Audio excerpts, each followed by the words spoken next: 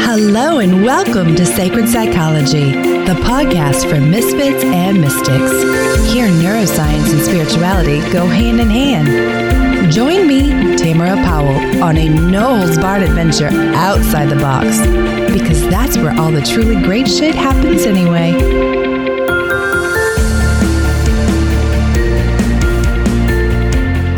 Welcome back to Sacred Psychology. I'm your host, Tamara Powell. My guest today is Rebecca Wong. Rebecca is a relationship therapist, consultant, and host of the Practice of Being Seen podcast. She's also the creator of Connectfulness, a research-based practice that encourages you to explore and embrace every aspect of your humanity, including everything that's marvelous and all that's messy.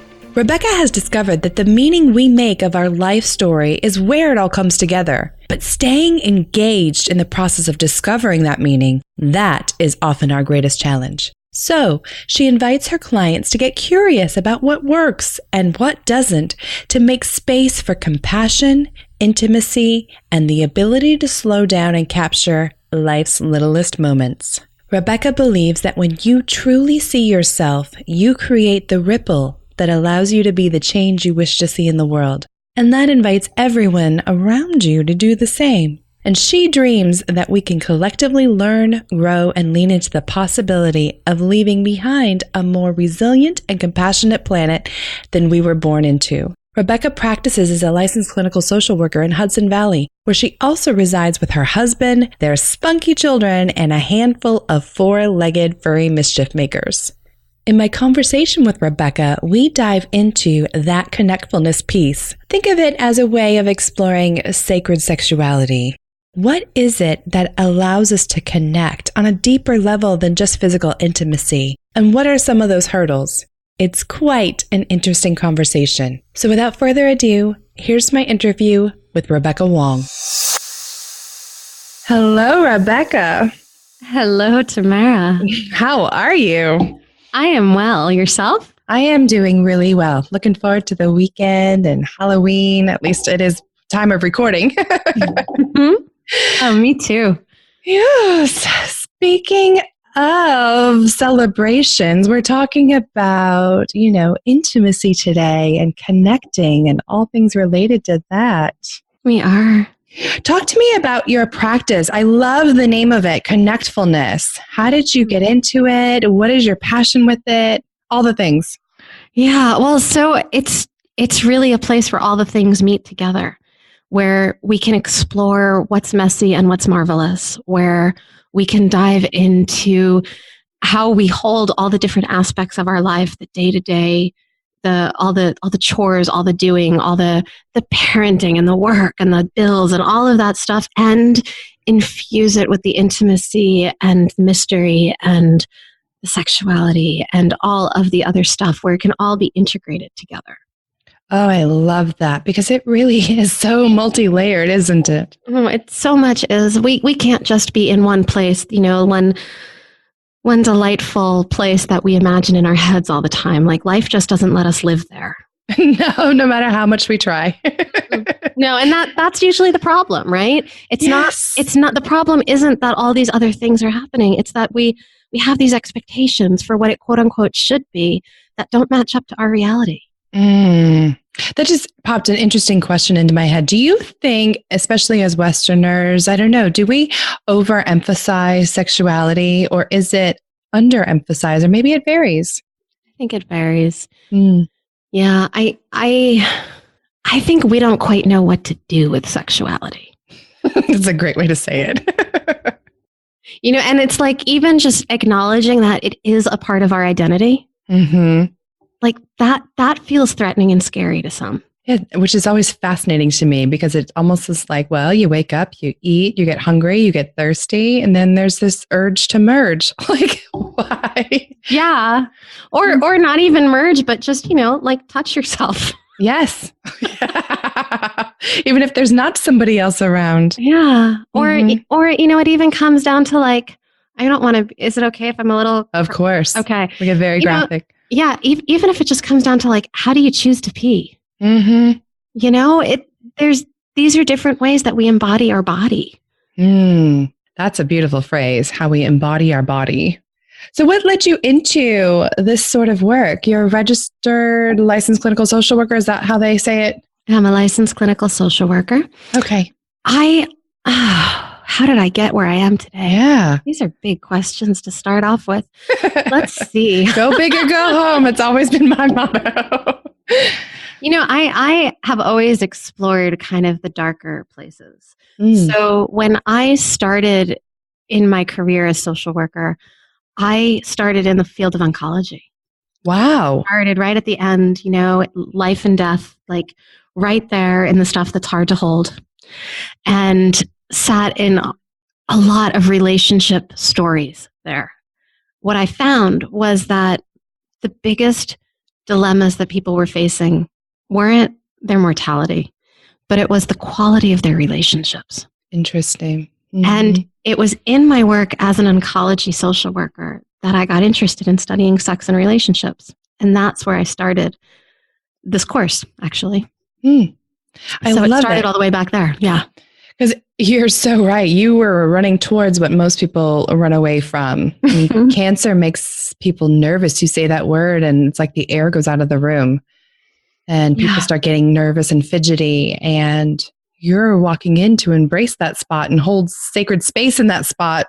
And have discussions with patients and their partners about how they can still be sexual beings. So needed. Because there's so much in there, but then it ripples out and we realize, just because people are facing this at the end of their lives or in the middle of a crisis in their lives, it doesn't mean they're not facing it everywhere else in their life too. I love that. Yeah. It makes the things that matter more of the focus.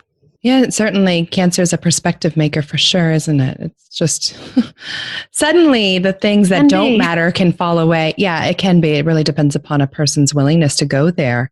So what a beautiful place for us to start. Talk to me about how our sexual health then supports the rest of our overall being. I don't think it's really possible for us to be fully integrated humans unless we integrate all different parts of ourselves. And our sexuality is a part of that. How we identify ourselves is a piece of our sexuality.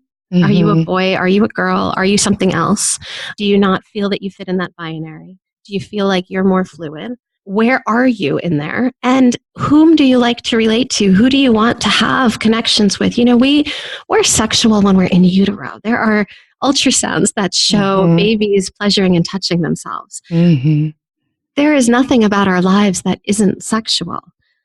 And yet we seem to think it's this taboo to talk about the fact that it is. Like, you're only supposed to be a sexual being when you reach the age of, my father would say that was 35. But, you're only supposed to be a sexual being when you reach a certain age.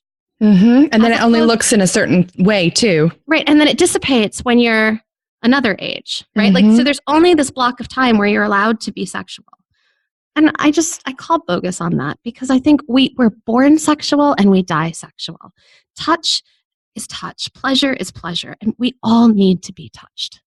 Amen. It so freaks people out though, because I have seen those exact same ultrasounds too. And it's one of the biggest reasons why, the American Medical Association and the American Psychological Association, we don't consider children to even be masturbating, because it's so natural that they don't even have a sexual intent, as far as we would say as adults, because they don't have a sexual script yet. So to be putting this weird taboo on it, what it is apparently so innate and natural, that to me is what's bizarre, not the other way around. Well, yeah, there's nothing about pleasure seeking, right? That is about a sexual script. Right. Until we give it that script. Yes. So I love that word connectfulness, because when I think of sexuality, at least for me personally, no matter how it is done by yourself, with somebody else, there's this beautiful added layer of intimacy and the sacred. Do you agree? Totally. So how do you tend to break that down for individuals or couples that you work with, that there's this transcendent component on top of it? I think we get to the transcendent component a little later on. I don't necessarily know if everybody's able to start there. Although I do believe that it's most people's goal to get there. I agree. I think most people tend to come into my office with issues around distress or dysfunction with the behaviors of sex. And then eventually, kind of like Maslow's hierarchy, we work up to the transcendent quality of sex. Very much so. Yeah. I find that, I call it Connectfulness, my work. I call it Connectfulness because I really believe that it's a practice, much like mindfulness. It's a practice of learning how to lean in and stay attuned to the places where you want connection in your life, where you desire it, and noticing that practice really starts within yourself, that you can't get these things externally until you are able to refine them internally. Oh my goodness, you're going to have to unpack that more. So how does a woman who comes into your practice, who's probably inhibited in all the ways, start to practice being connected to herself? Well, we could go there in a lot of different ways. Right? I'm kind of hoping we do. Right? But so let's just slow this down for a minute. If a woman were to come into my practice and say that her needs are not being met within her relationship sexually, one of my first wonderings would be, what does she want? What does she desire? But what I find is that most women have no idea. I was just going to say that. That's the answer I get every time. I don't even know if I know. No. What feels good to you? I don't know. All right. So then that's where we begin. Because how are you going to expect your partner to go there and to be able to pleasure you in the ways that you want to be pleasured if you don't know how you want to be pleasured? He's supposed to know what I want. Yeah, well, that's bogus, because what he knows is what feels good to him, because he's spent time and our society has granted him the permission of figuring that out. It's something that each of us has to do. Right. We need the permission to figure out what feels good to me. How do I like this? Right. And so there's so many different pieces to this, and some of it feels really taboo. For sure. There's this piece of, in order to know what I want, I have to explore that myself and then be able to communicate that, which is another topic for us to explore. Like, how do we communicate so that we can connect through intimacy when nice girls don't talk about sex? Right? And then we're shocked that couples aren't having great sex. Right. And I think there's another side to this, right? We're also shocked that men and boys don't understand what women want. Yes, you're very, very true. We're living in a time right now where this Me Too campaign is this big thing. And I find that my response to it goes in a few different directions, because I definitely, like every woman out there, have my own moments of, yeah, me too, right? For sure. But then I also find, especially as a couples therapist, that the conversation doesn't end there, and it needs to become more open and more inclusive, because we have, this is the lesson that we have taught to men and women, to boys and girls. Right. That, these are not conversations that are so simple that just have you been assaulted? Yeah, I have. Me too. It doesn't end there, because we don't necessarily tell men and boys and other women what's okay with us. We don't let them know when they violate us. You're so right. And we still very much groom them for the men to be aggressive and for the women aggressive, not just assertive, aggressive, and for women to just be on the receiving end and to hopefully learn to enjoy it. And I want to take that a step further. Where we teach people in order to be successful and get what you want, you have to be aggressive, men or women. That's very true. In the business world or in the bedroom. Yeah. I have heard my share of stories of even female doctors being overly aggressive, so there are a range of places where this shows up. It's not so incredibly binary. No, not at all. And it really comes back to the individual level that we were talking about. It just depends, which is almost always the answer of psychology, of who's playing at that time and what they want. Because while a lot of men have said that they enjoy aggressive partners, for women to really take a hold of her sexuality and to embrace her sexual empowerment, they also don't always know what to do when it's handed to them. And I've also, so I've seen clients in what I now call this hooker-housewife dichotomy, where he wants her to be, his sweet angel all day, but then sexually aggressive as well. And I don't know, I've just seen all sorts of dysfunction pop up there. That is that's just so loaded. It is. The it is on both housewife. sides. Mm-hmm. Oh, wow. Yeah. Yes. And so I've seen couples who may have been having great sex before they are committed, monogamous, whatever that looks like for them, or even potentially married. And then all of a sudden the sex just goes away because the chase is gone, which I feel like our culture has been grooming that chase since they're babies. Mm-hmm. Yeah, we need mystery somewhere in our lives. We need mystery, even if that mystery exists just in our own fantasy world.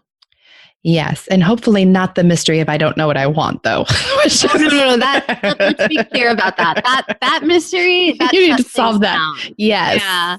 That mystery is going to make everything feel like sludge. Yes. You're going to have sexy. the most boring sex on the planet when you have no idea what you want and he has no idea what you want. And sometimes men don't even know what they want. They just assume that if they have penile vaginal intercourse, that it's just going to be great for them. And they're like, I don't know why this isn't great for me. Yeah, there's so much to explore. And one of my favorite things to do in my practice, and I don't say it favorite as in, I like doing this to people, but Sure. favorite as in this works. Right. is take sex off the table for a while. Take sex the way we think of sex off the table, where it's not about intercourse. Amen. Sensate Focus 101. Back it off. Back it off. Let's go back to basics. Let's just assume that that's not happening, but you still get to play with each other. Mm-hmm. You still get to touch each other. You still get to see what feels good and what doesn't. You still get to explore each other in new ways. Yes, take the pressure off for a hot minute and go back to just exploring and connecting. We're still connecting. Well, and we're learning. And I think that's perhaps one of the biggest things, because what happens when we have this end goal, when we think about, we have to have intercourse and it has to end with an orgasm, at least for the man. Mm-hmm. Then what we're doing is we're so goal-oriented that we're forgetting the whole process and we're not actually in the exploratory phase. And it's that exploration that's really sexy. That's the best part of sex. That's the stuff that, to me, the people that you were working with, even at the end of life, those are the moments that they're thinking about. They weren't thinking about the 30 seconds to 2-minute orgasm. And they're still having them. Mm-hmm. They can make eye contact with their partner and they can still have them. So they can hold hands in a certain way and they can still have them. They can breathe together in bed and they can still have them. I love it. I think that that's also why we've seen a huge upsurge in the tantric practices in the United States and eco-sexuality and anything that's really designed to slow us down and help us connect, there's that word again, to the moment and to use all of our senses. Mm-hmm. And I think it's important to notice also how we're living these days. Like when you and I were growing up, we didn't have things like cell phones. Right. Email, internet, right? Like we were taking in the world at a different pace than we're taking it in today. The world itself wasn't so intrusive. Pornography was not so at our fingertips all the time. All the time. No mystery. And that's been an interesting struggle. I think if we're honest, for all of us, it's very difficult for me to leave my phone in the other room. How ridiculous. I was like, we don't have to be connected to the outside world all the time. Right. But is my cell phone ever off? No. Where is it when you're having sex? It's in the same room. In the same room. Yeah. Because, a child might call if they're out with a friend or, ridiculous. It might be on vibrate. Well, that could be fun. It could be fun. There are apps for that. We won't get into that, but there are great apps that integrate with all sorts of things. Lots of Purell people, if you're going to go there. But you make such a great point, though, of it's not the same world that it was before. And intimacy has always been an issue, right? For mankind, probably since day one. Trying to learn to connect with another human being. But now on top of it, we are distracted and pulled in so many directions. And I think there's another piece. You were talking about your hooker housewife before. And I think in the past, she would have been more than one person. Yes. And now we're expecting, one person to be all of these things. Oh my God, that just reminds me of Esther Perel and all of her awesomeness with mating in captivity and really helping couples learn that. So a big chunk of, I think, intimacy work at first starts with, let's normalize that and take the pressure off, besides not having to just run towards the orgasm. But you should not have to be your partner's, life coach and daddy figure and Jesus figure and best friend. And you can have moments of that, but to expect this person to be both the hooker and the housewife, both the mistress and the goddess at all times, that's a hell of a lot of pressure. It's a hell of a lot of pressure. She talks about it in her new book too, The State of Affairs. Mm-hmm. It's too much because it's about having both. It's about having it's the duality of knowing, intimately knowing someone and having the mystery of not knowing all of them. I'm sure a lot of couples are like, you've lost me. Yeah. That's just not even possible. But right? It is when you break it down by moments, I think. Yeah. And also by places in our lives, right? Like, we might pay all of our bills together, but when it comes to our sexual fantasies, like there might be a little bit that I don't tell you about. It doesn't mean I'm behaving badly and acting out somewhere, but there might be some stuff, some places I go in my head. For sure. Yeah, I think the one that still surprises men, and I don't want to give into this stereotype, unfortunately, is like when we look at the statistics coming from those big porn sites, the fact that most straight women prefer lesbian porn because it's less aggressive and there's no big money shot at the end is just fascinating to them. Even if most women, still statistically speaking, do not want in real life to play with another woman, fantasy is a very different thing. I think one of the things that a lot of women talk to me about in regards to lesbian porn is that they're watching women getting pleasured. Yes. Oh, and yes. That is not the thing that you see in hetero porn. No, you see him getting pleasured and her making weird noises. Yeah, you don't see her getting pleasured. And that's what women are craving seeing more of because they want to know, how can I be pleasured? And so they're looking for clues. Men have those clues all over the place, whether they're the right clues or not. They have those clues all over the place. So very true. So let's wind it back to helping couples or individuals even take their sexuality beyond just the base physical level. So we've already invited her to explore, and him, what turns him on, what turns her on, what keeps them in a state of arousal, how can they climax, etc. But going beyond that, what are some practices? So much further? Right. Okay, so this is the stuff, this is where I think Connectfulness really comes alive because there's certainly the aspects of what happens in one's bedroom or wherever, but then there's the parts about how you live your day-to-day life and how you stay in that mindset, in that place. Like, if you think of your partner, what do you feel inside of you? What can you invite in just by closing your eyes and picturing them standing there looking at you? That's good. It reshapes a lot of how we interact on a day-to-day basis when we can start doing those kinds of little moments. And it takes a lot of work to get there. But if you can start embodying that, when you first start dating somebody and you see them from across the room somewhere and they give you that look. I think most people know that look. And it does something, right? Like it warms you up. It warms your belly up. It makes your heart flutter. You feel things. That feeling, that's what we're after. But we're after it in a way where you can bring it on yourself without your partner even in the room.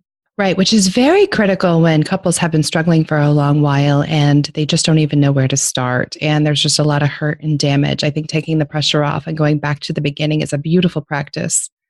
Well, and it's a practice that comes from inside because in order to go there, in order to close your eyes and drum up those feelings, you have to be able to also do the work of getting real with the stuff that's blocking it. You have to be able to look at the shadow. You have to be able to acknowledge what hasn't been working, where you are holding contempt. where you are holding contempt so big. The couples that drop out of therapy and the ones that never regain it, to me, it starts right there. That's usually where I lose them. Mm-hmm. There's this unwillingness they don't want to look to at forgive. themselves. Mm-hmm. Yeah, and they don't want to look at the role and the part that they play. So if you can't close your eyes and see that fluttery version of your partner in your own mind, even without them in the room with you, if something's getting in the way of that, that's where you start. And let me go a little bit deeper, Mm-hmm. because this isn't just for people in relationships. Can you close your eyes and imagine yourself feeling that flutter? Can you just be on the receptive end of receiving those good feelings wherever they're coming from? Because if something is getting in the way there too, there's also work to be done. If you can't receive good feelings, even if you're giving them to yourself, then there's something in the way there, and that's where this work begins. I love that, because if a man or woman is able to explore their discomfort with discomfort, moving into that sensual part of their being, there's plenty there to work on. It's not just about going home and learning how to give yourself an orgasm. Right. And so one of the things I talk about a lot is exactly that. It's discomfort. It's pain. A while back, there was a physical therapist who I was doing a lot of work with, and we were collaborating on a lot of cases. And we were talking about pain all the time. He gave me this delicious book to read on pain. And one of the things that really came forth from our conversations and from the research we were doing together is that pain, whether it is physical or it's psychological, is all processed in the brain in the same way. I love that. I don't think people understand that. It also explains so many things of like why a broken heart can be so devastating, why emotional abuse or verbal abuse can be so upsetting, and why in the moment when a woman so badly even wants to give herself to her husband, but she's got symptoms of, vaginal pain like dyspareunia or vaginismus, why she can't, because that emotional pain or that discomfort is very real. It's in really the brain. real. Mm-hmm. Yeah. And so I think we need to start there. I think we need to acknowledge that pain exists, that the discomfort exists, that there's dis-ease happening within us, and move into it. Slowly explore it, excavate it, hold it. Don't be afraid of it, because the fear that we have that moves us away from the things that cause us pain is the same fear that doesn't inform us about what we need. That's where all the walls go up. Ooh, that's a tweetable right there. So good. And it freaks so many people out, because our natural response to pain is to pull away. It's to pull away. Not to move towards. And so I'm not going to tell you to run into the pain and do more of it and make it harder. But what I'm going to tell you to do is, let's get curious about that pain. If I'm working out and I'm doing squats and there's some kind of tweak in my ankle, it doesn't mean that I stop moving my body. It means that I want to understand, why is that happening and what kind of corrective and rehabilitative movements can I do? Mm-hmm. Pain is there to tell me, watch out because you might hurt yourself. So if I explore my relationships in the way that I feel within myself in a similar way, if I feel pain somewhere, okay, I'm going to watch that pain. I'm going to stay with that pain, and I'm going to notice what it's trying to teach me, and I'm going to look for where I can make repairs and corrections. Yeah, I love that, because it's an invitation to reach out towards self, towards sacred, towards your partner. And how many times when we are in a relationship with someone else, when there's pain, we just wall up or we attack. We don't go to explore. We don't reach out. Right. And that's where relationships start to crumble. And then we expect great sex. So we're not going to reach out. But when I see you tonight at 9:00, I expect you to light up for me like a Christmas tree. Wonder why that doesn't happen. It's fascinating, right? Oh my goodness. I love this conversation. Are there any other pointers that you might give for someone who is wanting to take their sensuality to the next level, or perhaps reclaim their sensuality? Oh, there's so many places that one can go to kind of explore their sensuality. I tend to point people back to the basics before we go too much further, because I want to make sure we have a solid base underneath us. So when I think about sensuality, I go to the senses, right? So how much have you played with your own sensory olfactory experience, right? Do you notice the way things smell around you? Do you notice how things feel? Like, go for a sensory walk outside. Close your eyes and just walk.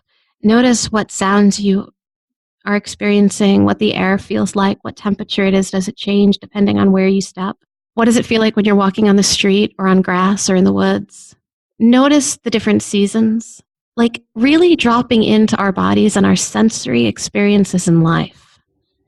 And then once we can kind of practice that and really expand and explore that part of our world, and that, we have multiple senses. We have taste, we have touch, we have sight, we have hearing, we have smell, and there's probably a lot more. So as we explore all of those different senses and we start really tuning into ourselves on those levels, that's where I think intuition really starts to form. That's where we start to understand ourselves. It's the tuning in. It's the knowing. And when we start to really explore and expand on that, then it starts to open up a more sensory-oriented world for us that we can also explore in a sexual way. I would agree. I think the senses, the curiosity leads to that creativity that couples are really craving, that playfulness. And so I will often suggest that men or women use their senses throughout the day. Like, what does it feel like when you're taking a shower to have the soap run across your body? You can be mindful while you're brushing your teeth and using the taste, like you were just talking about. Sense of smell, research studies show, is the strongest tied to our memories. That's why someone can walk by you with a particular perfume and take you right back to a particular moment in life. And I've always said that a man who smells good, it's like beer goggles for women. Those olfactory senses are a big one. Don't underestimate that. Beautiful, Rebecca. Yeah. Thank you. Yeah, you're welcome. Where can people connect with you if they want to learn more about you and this beautiful Connectfulness practice? Yeah, so they can find me at Connectfulness.com. That's easy. Yep. And then I also have another website, which is called practiceofbeingseen.com. And that's where my podcast lives. And it's such a beautiful podcast too. Highly recommend it. Thank you so much for today.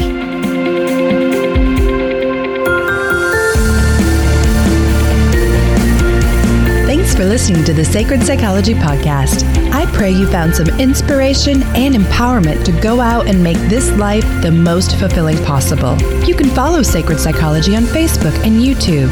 If you haven't yet, please go to Apple Podcasts and subscribe, rate, and review this podcast. Tag us on social media and let us know what you think as well. Please note that the information provided is not meant to convey professional, psychological, or medical advice. If you could use such services, I highly recommend seeking them out from someone you trust. To get in touch with me personally or to see how we might work together, please check out ariatherapy.com or talesfromatrapezoid.com. Until next time, everyone.